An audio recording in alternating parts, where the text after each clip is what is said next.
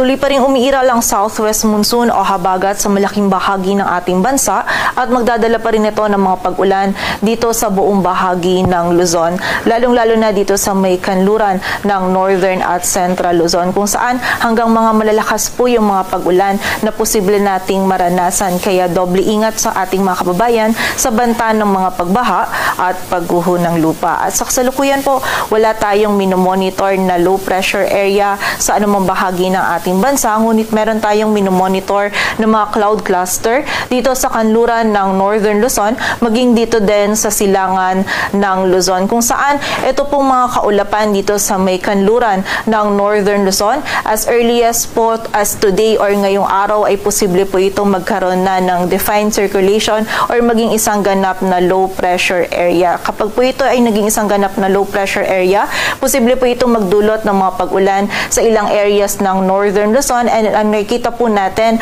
na yung track na or yung tatahakin po nito ay pakanluran palayo po sa anumang bahagi ng ating kalupaan. But then, continuous monitoring pa rin po tayo dito sa kaulapan nito na magkaroon ng sirkulasyon sa mga susunod na oras. Kaya patuloy lamang na magantabay sa updates na ipapalabas ng Pag-asa.